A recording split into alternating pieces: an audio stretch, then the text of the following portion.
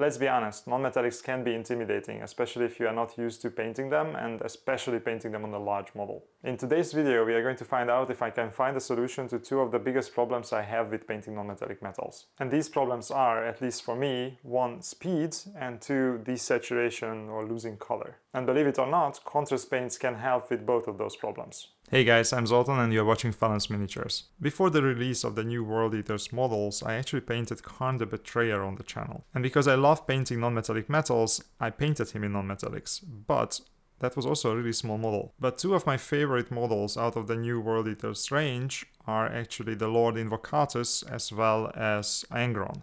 So those guys are pretty big. This is where the first problem comes in. Considering how big these models are and how many non-metallic parts they have, if I want to replicate what I did with Karn, it will take me ages. And the second problem is that lately I have been really trying to paint vibrant colors, and that's really difficult to do with non-metallics because as you apply the highlights, they tend to desaturate and lose color. But I already know that I can paint very vibrant models with contrast paints, and I can do it relatively fast as well. But non-metallic metal is supposed to be this high-level fancy technique, and contrast paint is this super easy way to paint miniatures, so can you actually combine the two?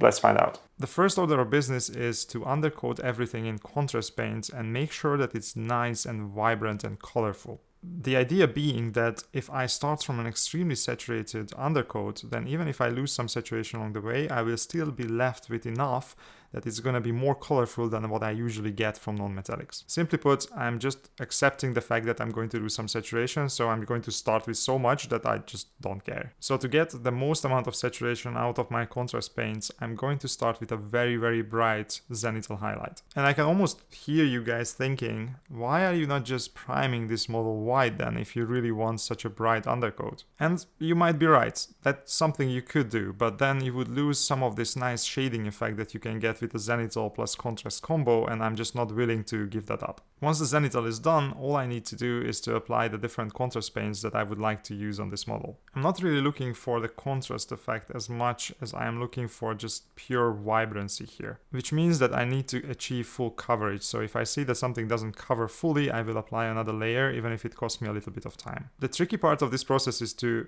not hit anything that is not supposed to be that color, especially not the trim. But that is not that much different from how we usually apply contrast paint, so I guess it is what it is. The trick here is to simply use a brush that is as big as you can get away with. If you find that you constantly hit something with the brush that you should not be hitting with it, then it's probably too big. And if your brush cannot even hold enough paints to cover a whole armor panel in a single pass, then it's probably too small. Finding the right paints for the parts that are not supposed to be metal is probably really easy, right? Like for example, red for the armor panels because we are talking about World Eaters. But what would be a good color for the non-metallic parts is the big question. And on this model, there are basically two types of non-metallics, at least in my interpretation. One of them is normal, let's call it steel, and the other one, the most important one for a World Eater, is, let's call it bronze or brass or something like that. For everything that is steel, I decided to go with basilicanum gray, and the reasoning behind that is very simple, because this is already going to do some of the work for us. Color is not exactly a problem here, right? Because we are talking about gray, there is not that much color to it,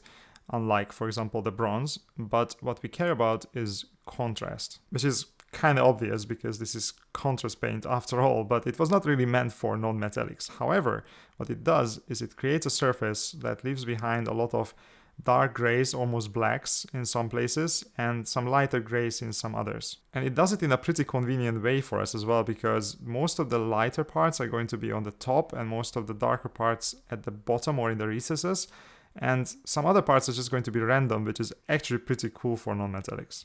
So this applied over this almost white surface is gonna look like, it's kind of like a half-finished non-metallic already, and all we need to do later on is to just finish it. The second type of non-metallic surface is gonna be this, let's call it bronze. And this is one of those non-metallic colors that tends to get really desaturated and washed out as you apply highlights. So unlike with the basilicanum gray, here what I really care about is not the contrast effect, but just pure saturation and pigments. And Gryph-hound orange is perfect for this. It has a crazy amount of pigments and saturation. And as it turns out, it also has the perfect orange color for achieving this kind of bronze effect that I was going for. And by the way, here's another good thing about using contrast paints for this. If you wanted to do this with normal metallics, it would be a pain in the butt. If you ever painted a Chaos Space Marine with normal metallics, you know how long it takes to cover all that trim. But covering something in a single pass is exactly what contrast paint was made for. So as you can imagine, covering this trim for me took no time at all compared to using normal metallics. Alright, so I covered everything in contrast paint and the model looks something like this, and you're probably already familiar with this kind of look if you painted contrast paints on models. It lacks a lot of definition, but some people would say that this is good enough. However, what we want to go for is something way better than this in the end. So this means that the model is nice and saturated and colorful, but now we have to tackle the second problem, which is related to highlighting and how long it takes. And of course, you cannot really paint non-metallics without painting at least some edge highlights. But the question is, can I do edge highlights faster than I would usually do? And at the same time, do it in a way that I destroy as little of the already established nice and vibrant colors as possible. So I'm going to be doing two things here. The first one is to make sure that I don't lose too much color to desaturation. And I'm going to be doing that by applying orange colors that have as little white in them as possible while still getting lighter and lighter. The trick is basically to drag out applying something that is close to white to as late as possible in the process. Ultimately, this is a losing battle because in the end I need to use something that is close to white to achieve a non-metallic effect, but the later I do it, the less color I lose along the way. And as for the speed, what I'm doing here is that I allow myself to be as sloppy as I can be in the beginning, and I will tighten it up as I go higher and higher with the highlights. So what does this mean? It just means that with the first couple of highlights, and especially the first one, I don't care about being crisp and tidy and precise. In fact, I actually want it to be a little bit too thick and sloppy and random. All I care about is to make sure that every edge is highlighted and that I don't cover too much of the original contrast color, because if I do, I lose a little bit of color every single time. As I go up in highlights, what I do is once again two things. One, I add a little bit of yellow to it all the time to make it brighter. Not white, yellow, because I want to keep it as saturated as possible. But at the same time, I also try to be a little bit tidier, a little bit thinner, a little bit more precise with my brush strokes every single time I go up in the highlight. And at the same time, I always make sure that I highlight less and less of the edges and less of the surface in general. It is extremely important to make sure that you don't cover the whole color that you applied previously and you leave a little bit behind, because this will create a nice natural transition. And if you don't do it, then you are going to just end up with a single color in the end, right? You won't see all the other colors that you applied and you are just wasting your time. However, because you are painting less and less of the surface, this allows you actually to be faster with every single consecutive layer because you just don't have to paint that much.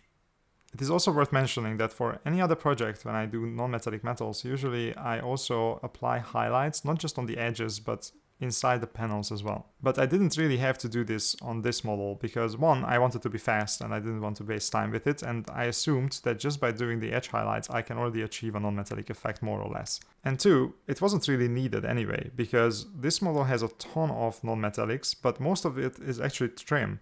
And the trim is relatively thin, there is not a lot of space in between the edges of it. So for these reasons, I ended up only using edge highlights on, let's say, 95% of this model and only having normal highlights on a couple of areas. So there you go. Today I learned that it is actually really easy to paint non-metallic metals on Chaos Space Marines with all their trim, even though it might look the opposite. And of course, despite my best efforts, at some point I need to switch to something that has a lot of white in it. But at this point, I also switched to a much smaller brush and I'm being way more careful. You might even see sometimes my magnifying glass is peeking through, because this is the point where you don't want to cover a lot of the surface, where you really want to be tiny and thin, and when you want to be extremely precise with where you place the highlights. But even though you have to be relatively precise with this, it only takes a couple of minutes despite being a large model, because there is just tiny surfaces that you need to cover. Concentrating on most of the raised edges and some of the most upward facing parts of the model, some of the corners, and a little bit of a dot here or there. Really make sure that you don't overdo this if you want to replicate this process, because as I said in the beginning, preserving the color is one of our main objectives. And white is a controversial thing here, because on the one end, it really helps us sell this like glinting effect of the metal, but on the other end, everything you touch with it is going to lose its color automatically. But if you thought that ivory is dangerous, then think again, because pure white is both your greatest enemy and your best friend. So really only apply tiny dots of this to emphasize the effect. Don't even try to cover like a whole edge with this. At this point, I could have just called it a day and say that my trim is finished, but I decided to add a bit more contrast to it, as well as a little bit more visual variety. Also, a verdigris effect is something like a must for world eaters, I think. So what I did here is I applied a little bit of very dark turquoise, which is Stegaden scale green here, and dropped it into some of the recesses. Not everywhere, but quite a few places actually. Then I followed it up with Temple Guard Blue, which is a lighter turquoise color, but I made sure that I don't cover everything I did before, and I applied this in fewer places and also in smaller areas. And then I finished the effect with Gauss Blaster Green, adding it in really tiny quantities inside the previous colors. The method and the thinking process behind the steel non-metallic metal is very similar to the bronze one actually.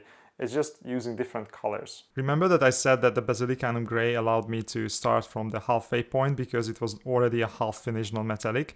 Well, that allowed me to go super high with my initial highlights. Arctic Blue would usually be my, let's say, third or even fourth highlight on a non-metallic, but this time this is actually the first one that I use, which means that the whole process just got way shorter. As usual, I did all the edge highlights wherever I could, but I also took advantage of all the brighter spots that the Basilicanum Grey left behind. Of course, making sure that I don't cover everything that it left behind, so I just paint within those boundaries, but on a smaller surface. Follow that up with Silver Grey, which is usually one of my last colors in a non-metallic scheme like this. But this time it was just my second, so it went super fast. What was super nice about this is that once I looked at it, I realized that I can get away with using this as my final color as well before white. One of the mistakes I tend to make with non-metallic steel is that I don't make the jump between different highlight colors big enough. Therefore, the contrast is not high enough between them and it doesn't turn out to be believable. This time I didn't want to make this mistake. But of course, I finished with pure white as always to just add the final glints and final dots here and there. I wanted the steel non-metallics to be a bit brighter than the bronze, so I added a little bit more of the white here, but still really tiny amounts. And with that, all the non-metallic elements were actually done on the model. And once I highlighted all the other parts, the end result looks something like this.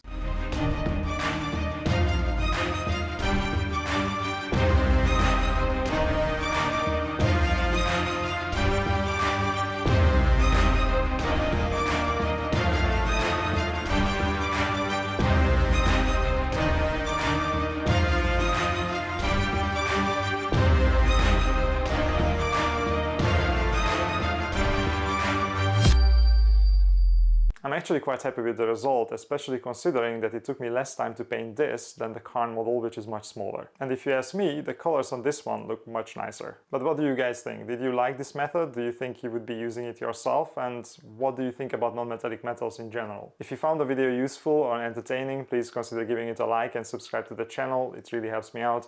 See you in the next one.